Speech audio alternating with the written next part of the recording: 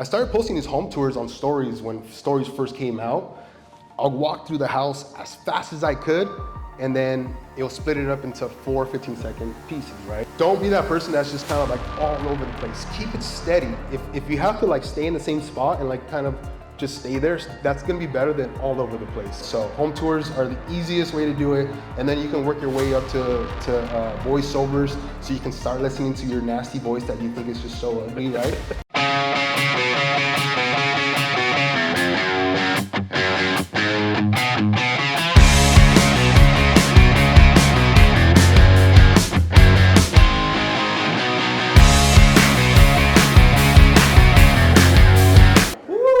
So we're getting ready to bring up our next speaker. I want to give him a quick introduction, and I kind of want to piggyback off of what Christian was saying, because when I met our next panelist, I'm not going to lie, you guys probably know who he is. He's got a ton of followers on social media.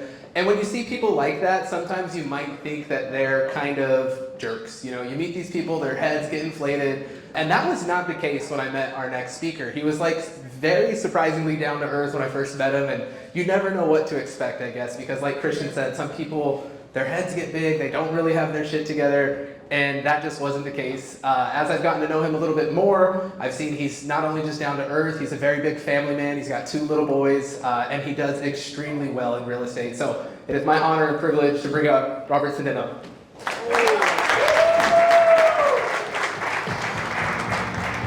What's up, bro? How are you doing? Thank you, man. Let's get it done. All right, welcome to the jungle. Robert, thanks so much for being here, man. Thanks for being a part of the event. We're super honored to have you here. These people probably follow you on Instagram, whether they know it or not, through one of your pages. For them that don't know you on a personal level, tell us a little bit about yourself, what you do in real estate, and your team, and all that stuff. Yeah, first off, thanks, man, for having me. Seat's a little tight right here, but we'll make it work. I feel you. But no, my name's Robert Cedeño. I'm the team owner of Cedeño Realty Team and New Builds for You. My partner's back there, Jeffrey. He's the New Build King. First off, I'm a man of God, husband, father, and team owner. Yeah, man. Awesome. Will you tell us a little bit about the dynamic of your team? How many people are on it? What is your guys' production so far year to date? You guys are killing it. Yeah, so there's 8 of us that are really getting after it. We're about 101 closed and pending for the year right now. Do a lot of new construction. So there's just a bunch of us who post videos on social media. We get about 80% of our business from social. Don't pay for any ads. And so we just been doing it that way, man. Nice. 80% from social media. By show of hands, how many of you guys have seen his videos online or somebody from his team? That is a lot of people, man. So you're definitely reaching a great audience. How did you find that niche? Because you guys have been doing it for a while. You guys were doing it before it was cool. You know, yeah. So how did you discover that niche, and what made you lean into it? You know, it's crazy. I was actually part of Christian Fuentes' office before, and he would always encourage me, and I'll never forget it. I went in for a one-on-one with him, and I was like, hey, man, I want to do this social media stuff. I want to do it right. He's like, do it. You're great on video. He was encouraging me, and he's like, you just have to do more. And I was like, more? I'm posting like 3-4 times a week. Like, what do you mean more? And I thought it was a lot. He's like, do more. And I'm okay. So I started getting into social. I started posting these home tours on stories when stories first came out. I'll walk through the house as fast as I could, and then it'll split it up into 4 15-second pieces, right? And that was it. And nobody would really see it. It would go on my story. It would be gone forever. But I was just building the muscle of doing content over and over. So now fast forward, the pandemic came and we have Reels.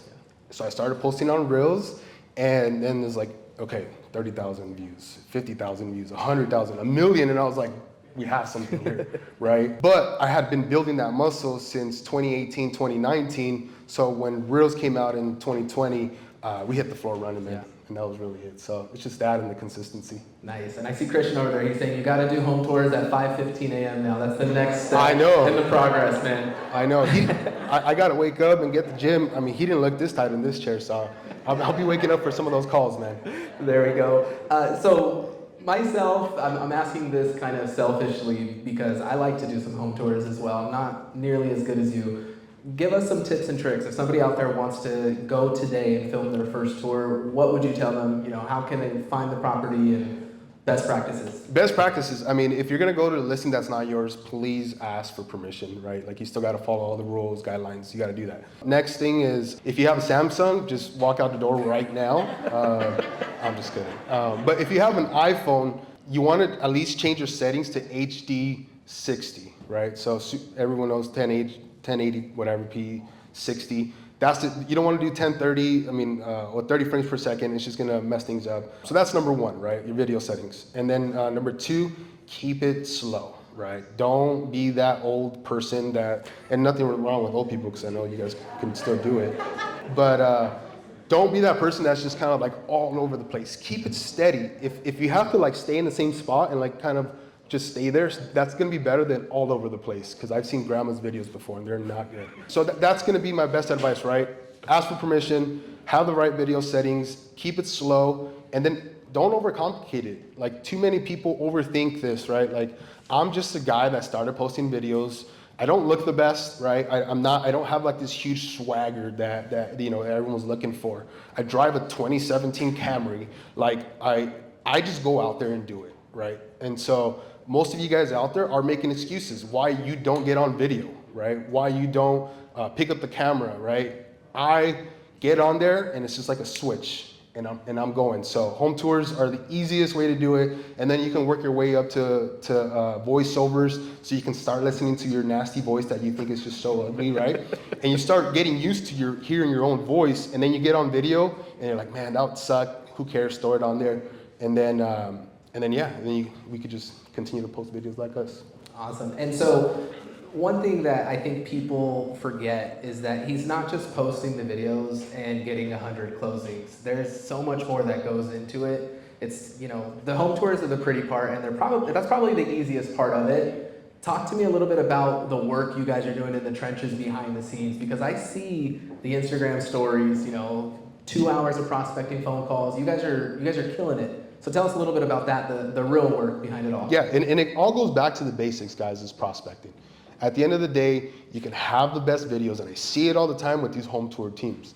You have the best videos, they look great, and it's like, okay, what's your production? I closed 10 units. It's like, okay, that's great, but you have 80,000 followers. Like, you should be able to close a lot more. So it gets down to, one, controlling the top of the funnel, right? The top of the funnel is super important because that's where we get all our leads coming in. And then prospect. Right? You can't get away from it, guys. If you think that we just post pretty videos and get business, you're mistaken, right? I mean, there's probably some pretty ladies in here that can do that. We can't.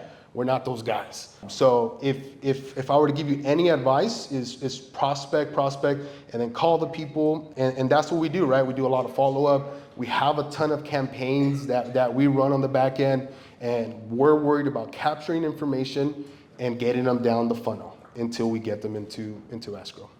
Awesome. And I want to piggyback off of you giving advice. If we had a new agent out here, I know there was a question about joining a team. Let's talk about what your opinion is on, for instance, joining a team that controls their own leads like you guys do because you bring them in through social media. Yeah. Or for instance, joining a team that maybe pays for leads, Zillow Flex, something like that, right? Like, what is your opinion on those? Let's do it, man. Let's talk about it. Tell me what you think, because one thing that I always like to say is that if you have a faucet that's giving you the business, whoever controls the water, they can turn it off at any point, right? Yeah. But you're controlling your own business. So let's talk about that a little bit. What your thoughts are. Yeah, my thoughts, if you're an agent looking to join a team, kind of like what Christian was talking about, his track record, right? Look at that and make sure how much money are you going to be putting into your pocket at the end of the day. I know with Zillow Flex, they have their cut plus another 50% for the team. I don't know that dynamic. It's a whole different dynamic. For my team, it's different, right? All our leads are organic. We don't pay for ads. We don't pay for leads. We pay for support and systems that we have in place. So I would look at the end of the day, if I'm going to close a deal with the Cedeño Realty team or a home tour team, let's say, or I'm going to close a deal with the Zillow Flex team, at the end of the day, what's going to make me more money? What's the bottom line? And even for us, right, we get caught up in this keeping up with the Joneses, right? And we want to compete with a lot of these big teams that are doing 500, 600. That's kind of where we have our eyes. But at the end of the day, it's profit first, right? We got to look at the bottom line, and what's going to make me more money? Right now, Zillow Flex is not going to make me more money than what we're doing with social media. So that's what I would look at, man. Awesome. Thanks for sharing, man. Now, how many of you guys have heard about this settlement going on with NAR? Yeah, a lot. Some of you guys should read an article. There's a lot of hands not up. This could be changing for you. Robert, you and I, we talked a little bit about the NAR lawsuit, and specifically, you guys do a lot of new construction. So what is that opportunity you see if those changes go into place, doing new construction? Like, how do you think that that's going to help you post NAR or any of these changes? For us, I think builders are always going to be given commissions, right? They see what we do. They see the value of us bringing the clients in. Builders love us. We go there, and the new build king walks in, and they're all like, "Hey, let's have lunch with your team." So I think that's the benefit of going with the builder, is that they're pretty much set already. And we've heard from a lot of the CEOs and people who are running those builders is that, like, hey, your commissions aren't going anywhere, right? So Pulte pays 3%. Hey, I love Pulte Homes. Let's take you there. You know what I'm saying? We probably have like 25 in escrow for Pulte because they pay. Yeah. So you want to go to Lennar? Good luck. I love it. All right, man. Well, you've brought a ton of value. If we haven't touched on something that you guys had a question on, do we have any questions out in the crowd that we can get for Robert? I'm in the mic. We need it for the camera. So Matt, How we doing? just wondering, what processes or automations are you putting in there to follow up with the large, when your following starts to get a little bit larger, sometimes if you're just trying to go in there one by one and do it yourself? What kind of systems are you leveraging back to kind of keep that funnel flowing, at least to kind of keep that follow-up going? Because most of them don't convert on the first try. Yeah, for us, it's all about getting them from the DM to CRM. We don't mess with people in DMs. I don't want to touch people in the DMs because they're just going to waste my time, right? They're going to ask me a ton of questions, and then they're going to go with another realtor, and that's totally fine. So what I want is some commitment from them, so I at least need a phone number. Because if I have the phone number for us is gold, right? If I have that phone number, I can continue to follow up. If they follow up, I can send a text message, right? I can send a bomb video, whatever it looks like. So DM to CRM always. And then not only that, we have support staff like we talked about. We have VAs, virtual assistants, that are on there, and they're just hitting people all day long. So as I'm sitting here right now with you guys, we talk about leverage, right? Leverage is huge. Somebody's posting a video for me right now. Somebody's replying to a comment. Somebody's replying to a message. Somebody's making a phone call for me. Somebody's even recording a video, right? As I'm sitting here right now, and we've been able to build that with our social men. So, yeah. Nice. We got another question back there. Question here. Hey, thanks for being here. Can you explain what you do to attract so many new home builds? Like, how are you targeting the new home builders and getting so many extra? We've made everyone else believe that we are those people, right? So first we had to believe it. So whoever you're trying to target, you got to believe that you are that person, right? So whether it be luxury, whatever it is, become that person, make other people believe that you're that person, and then go and be that person, right? Does that make sense? So that's what we did. We had no idea what new builds had to do, right? We just started recording it because my partner Jeff, he didn't want to pay for his Supra because he's super cheap. So he started going in and recording new construction homes, and then I was like, bro, we have something here, right? We had no idea how to do a new build, how to do a new construction. But we made others believe it first. We became that, and that's who we are now. We got one more question here.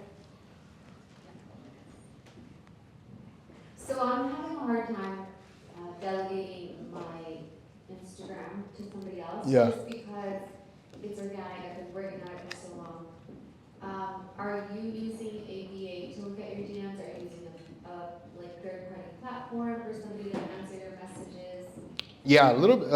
So it's the VA and myself. So I still oversee it, right? I look at it. If I see somebody is and it's an important message, I'm gonna take it and I'll let them know, don't touch this message. But for the most part, they're running through them, unless I need to step in. And then one thing that really helps us when it comes to that is once the VA can't go on anymore with the conversation, I take over and I do voice notes so they know it's me. Will you give them your password? Everything. they're in there. Yeah, I trust them. Yeah, we have 6 VAs that run our pages. We do trust them. You know, I have a full-time editor that has access to my Google.